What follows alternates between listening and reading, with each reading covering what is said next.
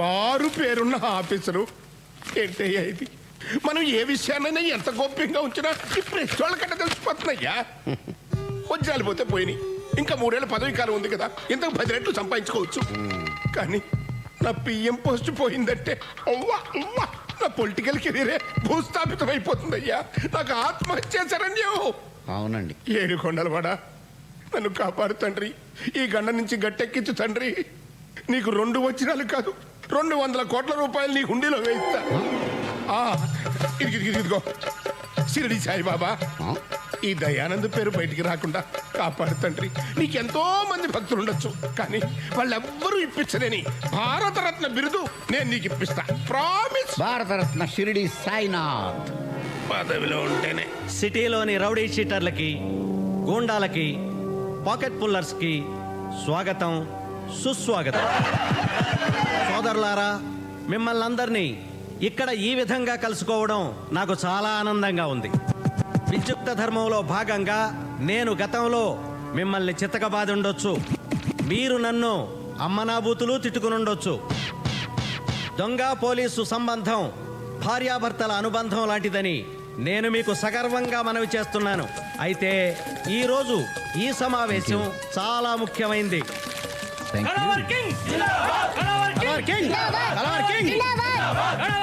ఎవరయ్యా ఇతను? ఇంత ఫాలోయింగ్ ఉందేంటి? ఇతను సూపర్ దొంగ అని ఒక ఆగిపోయిన సినిమాలో హీరో సార్. ఇప్పుడు రాయల్ గా రియల్ లైఫ్ లో సూపర్ గా దొంగతనాలు చేస్తున్నాడు. నమస్తే. కింగ్, కళావర్ కింగ్ శ్రీనివాస్, ఎస్పి శ్రీనివాస్. కూర్చోండి. Yo man. కొద్ది రోజుల క్రితం ముంబై ఎక్స్ప్రెస్ యాక్సిడెంట్ అయిన విషయం మీకు తెలుసు. ఆ ట్రైన్ బోగీల్లో లూటీ జరిగింది. సార్, ఆ ట్రైన్ దోపిడీకి మాకు ఎటువంటి సంబంధం లేదు. మీకేమైనా అనుమానం ఉంటే డ్రాప్ చేసుకోవటం మంచిది. చూడండి బ్రదర్స్, ఈ దొంగతనం మీరు చేయలేదని మాకు తెలుసు. Please SIT down, please SIT down. కానీ ఆ దోపిడీలో ఓ ఎర్ర రంగు సూట్ కేసు పోయింది. అందులో కొన్ని 100 కోట్లు విలువ చేసే వజ్రాలు ఉన్నాయని తెలిసింది. ఆ చుట్టుపక్కల కాలనీలకి చెందిన ప్రజలు ఆ ట్రైన్ని దోచుకున్నారు. అందుకని మీరంతా ఆ కాలనీల మీద పడి ఇళ్ళని సోదా చేసి అనుమానితుల్ని తన్ని బెదిరించి ఆ ఎర్ర సూట్ కేసుని ఎలాగైనా సంపాదించాలని మా డీజీపీ గారు ఆర్డర్స్. అందుకు మీ సహాయ సహకారాలు కావాలి. కాకపోతే ఇదంతా అచ్చం దొంగతనంలో జరగాలి. బంగారం, వెండి, డబ్బు ఎంత దొరికితే అంత మీరే తీసుకోండి. అయితే మామూలుగా మాకు ఇచ్చే 30% మాకు ఇచ్చేస్తే చాలు. వజ్రాల సూట్ కేసు తెచ్చిచ్చిన వాడికి 10 పైసలు వాటా కూడా ఇస్తాం. అంతేకాదు పోలీస్ డిపార్ట్మెంట్ లో ఉద్యోగం కూడా ఇస్తాం. సైలెన్స్. అయితే ఒక కండిషన్, జాగ్రత్తగా వినండి. ఈ దొంగతనాలు పోలీసుల సహకారంతో జరుగుతున్నాయని గాని, వజ్రాల సూట్ కేసు గురించి వెతుకుతున్నామని గాని ఎవరికీ తెలియకూడదు. ఈ రహస్యం బయటికి పొక్కిందో మిమ్మల్ని మీ ఇంట్లోనే కాల్చి పారేస్తాం. సార్, మీ డిపార్ట్మెంట్కి మా ఫుల్ సపోర్ట్. అయితే ఎవరినైనా నమ్మొచ్చు, కానీ మీ డిపార్ట్మెంట్ని నమ్మకూడదని మాకు మీకు తెలుసు. ఎందుకంటున్నానంటే, ఒకవేళ ఆ సూట్ కేసు నాకే దొరికిందనుకోండి, న్యాయంగా నా వాటా నాకు ఇస్తారని నమ్మకం ఏంటి? This is too much. దొంగోడు పోలీస్ని, పోలీస్ దొంగోడిని నమ్మకపోతే ఎలా? మీరు మరీ జోకర్లా మాట్లాడుతున్నారు సార్. పేకాట్లో కార్డ్ షో అయినా రమ్మీ అవుతుందని నమ్మకం లేదు. నేను సాటి దొంగనే నమ్మను, పోలీస్ని ఎలా నమ్ముతాను sir?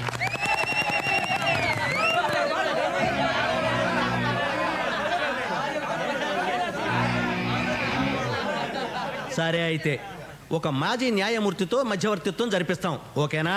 Okay sir, deal show. అందరికి పార్టీ అరేంజ్ చేయండి. Okay. Beer biryani granted. Sir, సొమ్ము మనది, సోకు వాడిదా. ఇది సంగతి.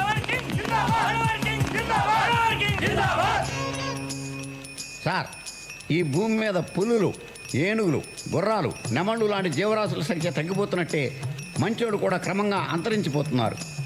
పత్రికలు మంచివి కాదు, టీవీ ఛానల్స్ మంచివి కాదు, జర్నలిస్టులు మంచోళ్ళు కాదు, పోలీసులు మంచోళ్ళు కాదు, దుస్తులు, దుర్మార్గులు.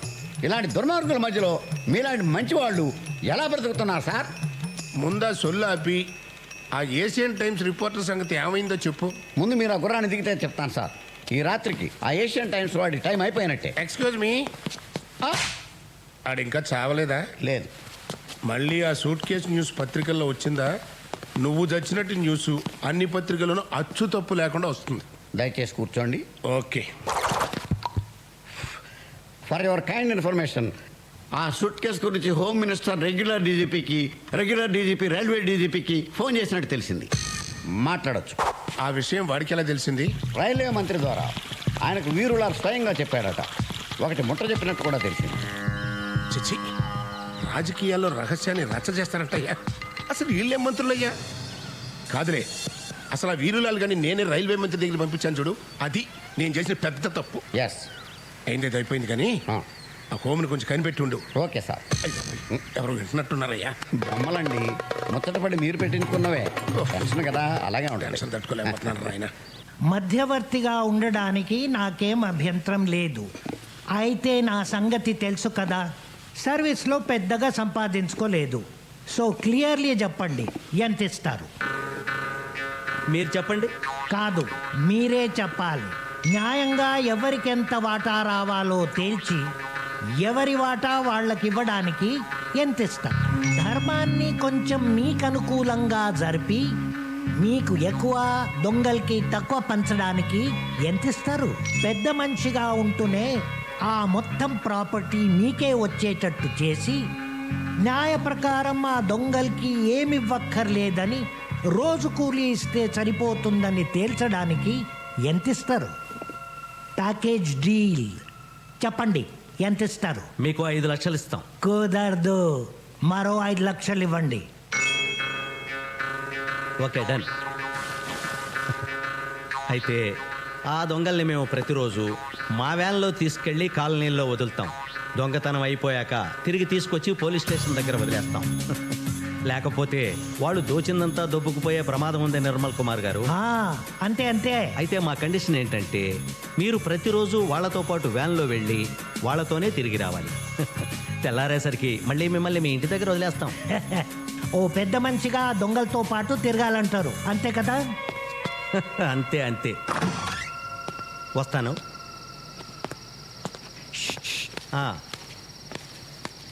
అయితే వాళ్ళు దోచుకున్న దాంట్లో నాకు వాటా ఇస్తే బాగుంటుంది. అది మీరు వాళ్ళతో మాట్లాడుకుంటే బాగుంటుంది. బాయ్. బీరేస్తావా బాసు? లేదు. పోనీ బీరు కొడతావా? కొట్టను. సరే, బీరు తాగుతావా? తాగను. అయ్యవు, కొట్టవు, తాగవు. తాగాయి. నేను మాజీ న్యాయమూర్తిని, మర్యాదగా బిహేవ్ చేయి. నమస్తే మాజీ న్యాయమూర్తి సారు. మరి మీరు ఇలా మాలాంటి దొంగలతో తిరగొచ్చా? దొంగల? ఎవరు? ఇప్పుడు దొంగతనానికి వెళ్తున్నాం, మరి మేము దొంగలం కాదా? మీరెలా దొంగలవుతారు? న్యాయస్థానంలో ప్రూవ్ అయ్యే వరకు ఎవరిని దొంగ అనకూడదు. ఇప్పుడు మీరు ఇంకా దొంగతనం చేయవలసి ఉంది. దొంగతనం చేశాక పోలీసులు మిమ్మల్ని పట్టాలి, కేసు పెట్టాలి. కేసుపై కోర్టులో విచారణ జరగాలి.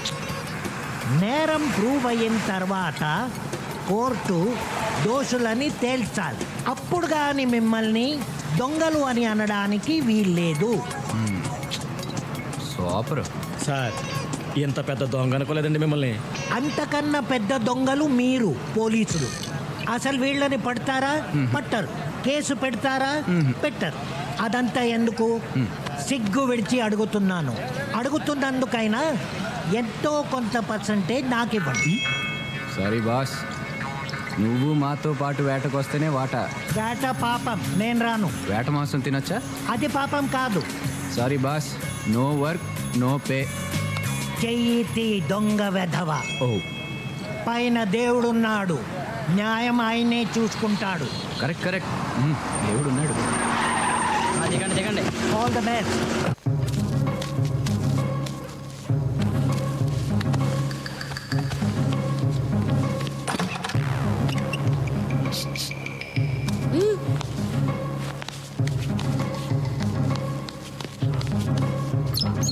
ఇదిగో, 2 కుటుంబాల వాళ్ళం వెళ్ళాం కాబట్టి 2 కుటుంబాల వాళ్ళం సమానంగా వాటా పంచుకోవాల్సిందే.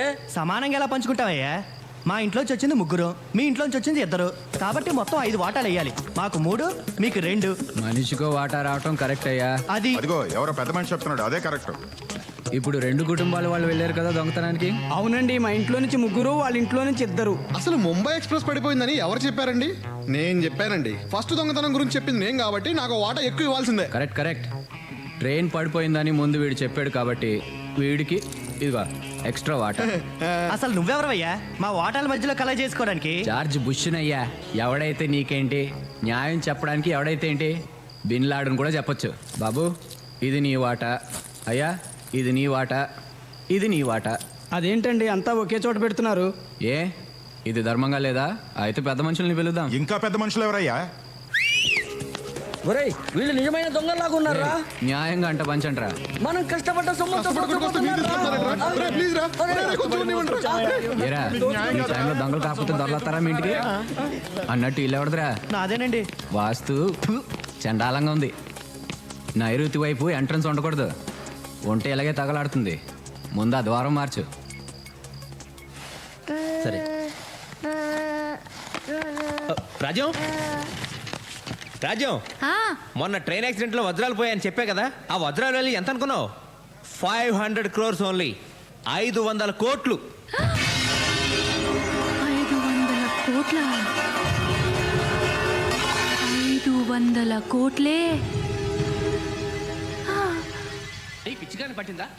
ఇంజనీరింగ్ ఇంట్రెస్ట్ అనే కదరా డొనేషన్. డాడీ నువ్వు ఎప్పుడైనా ట్వింకిల్ ట్వింకిల్ స్టార్స్ ని చూసావా? ఇక్కడ ఏదో డిగ్రీ రోజు చూస్తుంటాం కదమ్మా. నువ్వు ఎప్పుడైనా పట్టుకున్నావా? కష్టం అమ్మా, అవి మనం పట్టుకోలేనంత దూరంగా ఉంటాయి. కాదు డాడీ, అక్కడ ఉన్నాయి. అవి బాత్రూంలో ఉండవు, స్కైలో ఉంటాయమ్మా. అక్కడే ఉన్నాయి డాడీ. రా చూపిస్తారా? వెళ్దాం పదా. నీ ట్వింకిల్ స్టార్స్ బాత్రూంలో ఉండవమ్మా, అక్కడ ఉంటాయి. ట్వింకిల్ ట్వింకిల్ లిటిల్ స్టార్సా? అమ్మో, ఇక్కడ ఉండవమ్మా. ప్లీజ్ సర్దుకోలేక చేస్తున్నాను. ఏంటండి అదే ఆట ఆడమంటే ఆట ఆడతారా? డాడీ అక్కడే ఉన్నాయి. డాడీ అక్కడే ఉన్నాయి. ఏయ్, ఏంటి? ఊరుకోమ్మా, ఊరుకో. నాన్న కదా, ఏడవద్దా నాన్న? దా. అమ్మలో ఏంటి చిన్నపిల్ల ఏదో అమాయకంగా అడిగితే కొట్టేయడమేనా? నీకు ఈ మధ్య కోపం బాగా ఎక్కువ అవుతుంది. ఊరుకోమ్మా, అమ్మతో కట్టిఫ్ అయిపోదాం. మన రూమ్కి వెళ్దామే. వామ్మో, ఇది పిల్ల కాదు పిశాచం. ఒక్క క్షణం ఆలస్యం అయి ఉంటే ఆ వజ్రాలతో పాటు నేను దొరికిపోయేదాన్ని.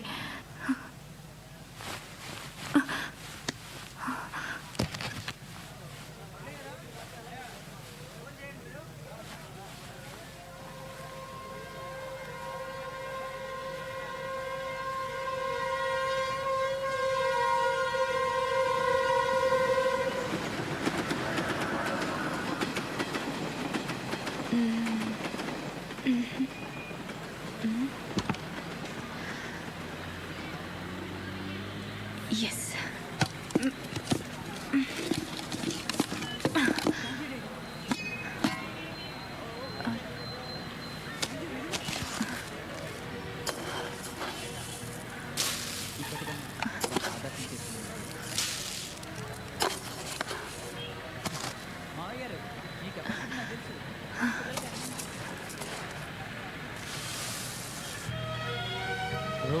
రూపాయి నువ్వేం చేస్తావు అని అడిగితే హరిశ్చంద్రుడి చేత అబద్ధం ఆడిస్తాను, భార్యాభర్తల మధ్యన చిచ్చు పెడతాను. చాలా కరెక్ట్ గా చెప్పావయ్యా. డబ్బు నిజంగా చెడ్డది. పెంచుతాను, ఆఖరికి ప్రాణ. అది పేదవాళ్ళ కారు, చాలా చిన్నది. మనం పెద్దది కొనుక్కుందాం. పెద్దదంటే చిచి, అది కాదమ్మా. నేను, నువ్వు, డాడీ కూర్చోవాలి, ఇంకెవ్వరూ ఉండకూడదు. అలా అయితే ఆటో కొనుక్కుందాం మమ్మీ. అయ్యో, ఆటో ఏంటమ్మా? అయినా నీకు ఇప్పుడేమీ అర్థం కాదులే. అన్నీ ఉన్నా నేను నీకేమీ కొనలేకపోతున్నాను. ఏమీ అనుకోద్దు.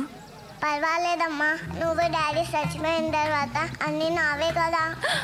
చచ్చిపోవడం ఏంటే? మీరు పెద్దసరికి అమ్మమ్మ తాతయ్య చచ్చిపోయారు కదా, అలాగే మీరు కూడా ముసలోడైపోయి చచ్చిపోతారు కదా. పుట్టినవారు మరణించక తప్పదు.